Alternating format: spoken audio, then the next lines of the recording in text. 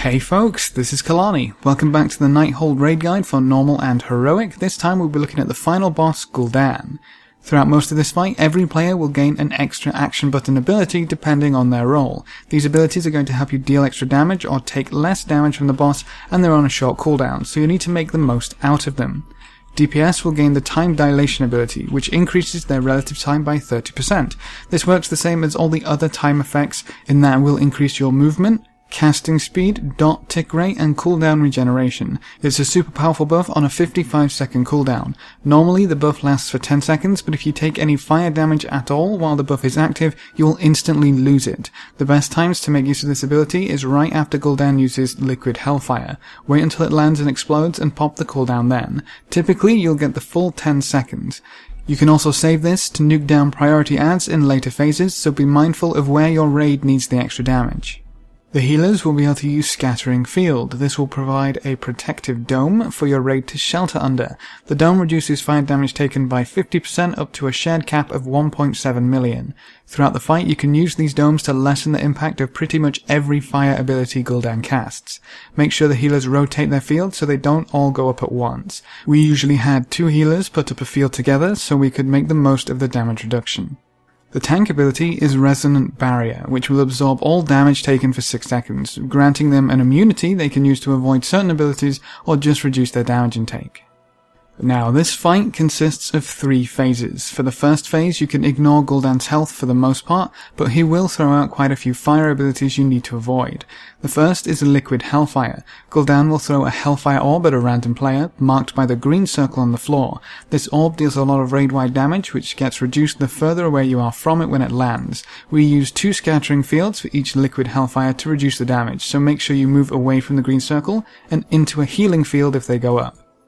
His second ability is Fel Efflux. Gul'dan will face a random player and charge up Fel Efflux, which fires Fel Flame in a direct line. Keep an eye on Gul'dan and where he faces, and move out of the Fel Efflux if he casts it near you. This deals a huge amount of damage very quickly, so be sure to move fast.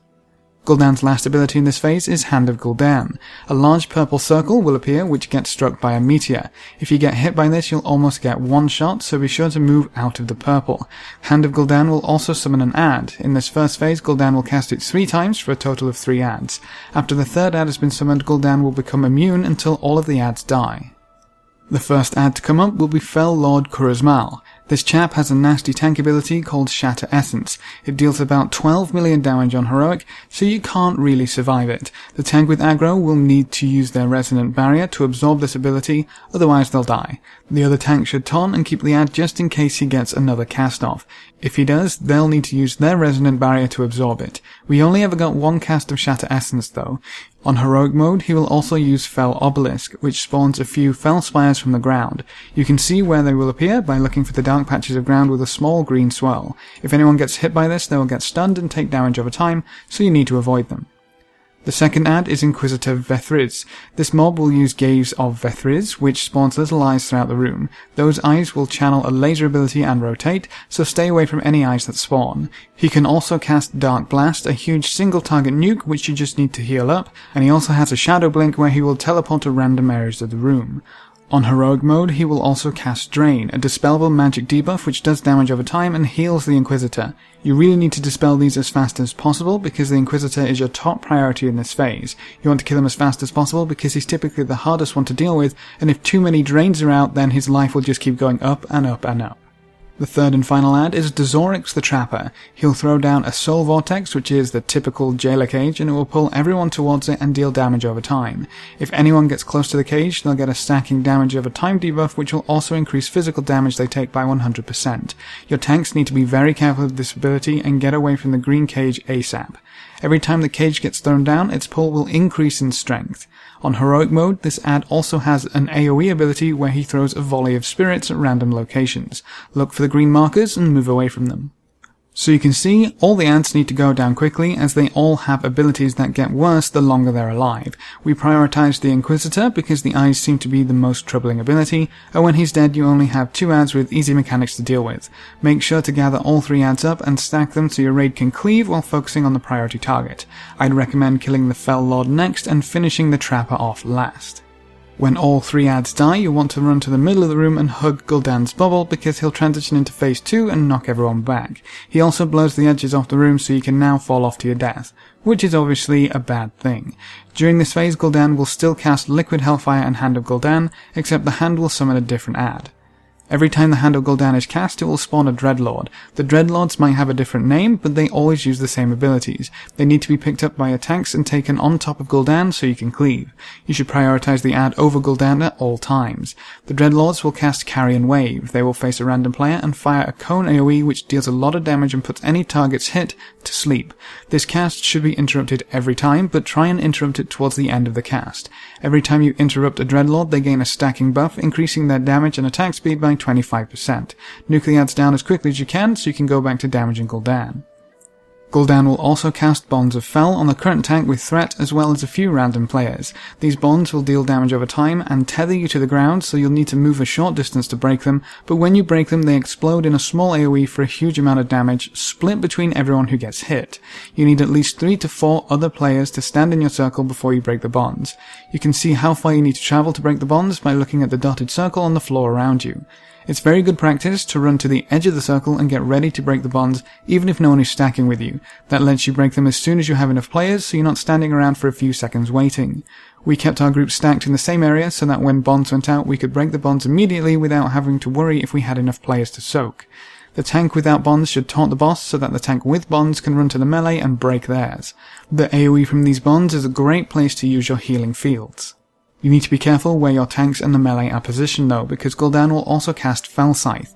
If anyone is within 2 yards of the tank with aggro, Gul'dan will slash out for about 2 million damage on heroic and expend all his Fel Fury.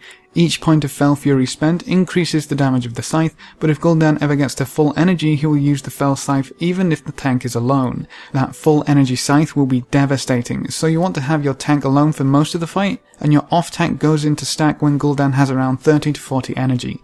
That guarantees he won't reach full energy, but also keeps the Fel Scythe manageable. If your tanks are dying in this phase, chances are they aren't handling the Fel Scythe properly. Obviously melee will need to avoid standing anywhere near the tanks for most of the encounter. Gul'dan's last ability in this phase is Eye of Gul'dan. He'll spawn a bunch of little eyes that jump around a bit, and each eye will target a player and channel a small AoE on them. You'll want to spread out just before or as the eyes come out to avoid splashing each other with this AoE. Nuke the eyes down as quickly as possible because they will start to duplicate. If the eyes stay alive too long, you're sure to wipe. They should be your highest priority in this phase at all times, even when the abilities become empowered. We had quite a few of our DPS save the time dilation buff for nuking the eyes down ASAP. As you progress through the fight, Gul'dan will empower most of his abilities. At 85% health, Gul'dan will empower his Bonds of Fel ability. He will knock his targets back 40 yards and tether them, so make sure you're nowhere near the edge so the boss will knock you back across the room instead of off the edge to your death. Players will need to run back to these targets to help them soak the damage as they try to break them. The tank who gets bonds can use the resonant barrier to solo soak their own bonds so your raid can get back into position faster. You're going to get empowered bonds just before Eye of Gul'dan quite a few times. Delay breaking the bonds until you've killed all the eyes, as stacking up to soak the bonds can cause the AoE from the eyes to kill off your raid very quickly. At 70% health, Gul'dan will empower his Liquid Hellfire. When the Hellfire reaches its target and explodes, it will leave behind a large Fel pool. You don't need to worry about these too much, just make sure no one is standing in them. You also don't want to get knocked back into them with empowered bonds, so try to position yourself so you'll either avoid them entirely, or get knocked back all the way over them.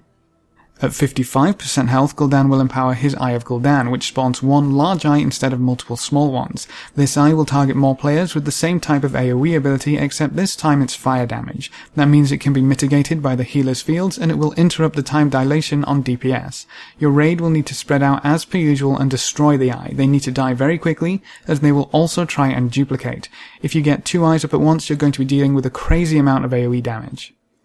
At 40% health, you'll transition into Phase 3. Gul'dan will run to the middle of the room and start absorbing power from the Eye of Aman'Thul. You'll need to stand behind him in this transition, otherwise you'll get one shot by the huge blast of Fel energy that goes off as he enters the 3rd phase. During this phase, Gul'dan will stop using Liquid Hellfire, Bonds of Fel, and Hand of Gul'dan. He will still cast the empowered Eye of Gul'dan and Fel Scythe, as well as gain a few other abilities. The first of these is Well of Souls. Gul'dan will summon a Well of Souls in the middle of the room. He will also use his Soul Siphon ability, where fragments of the player's soul will get trapped in the soul well. Soul Siphon will also deal damage over time and place a healing absorb effect on the afflicted player. Make sure that absorb is healed up immediately. You can't afford to leave anyone on low health in this phase. Players will need to run into the soul well to absorb the fragments collected there. You need to stand in the middle for 3 seconds to absorb one fragment. This will apply a debuff called Soul Corrosion, which deals damage over time for 3 minutes. This effect stacks for each fragment you absorb. When you absorb a soul fragment, it will also deal damage in an AoE around you, so the players who are in the middle soaking need to spread out a little. You can see the souls floating around in the middle of the room, so if there are still souls there, you need to soak some more. Absorbing these souls is important for Gul'dan's next ability, Black Harvest. Gul'dan will channel a huge raid-wide AoE which deals over 1 million damage every 2 seconds on Heroic, and every soul fragment still in the soul well will explode for about 400k each. If you have too many soul fragments in the well, you'll just die instantly, so make sure you have people soaking. We had 4 groups set up which took turns absorbing souls whenever Gul'dan cast Soul Siphon. When every group has soaked, just go around again and people will start getting their second stacks.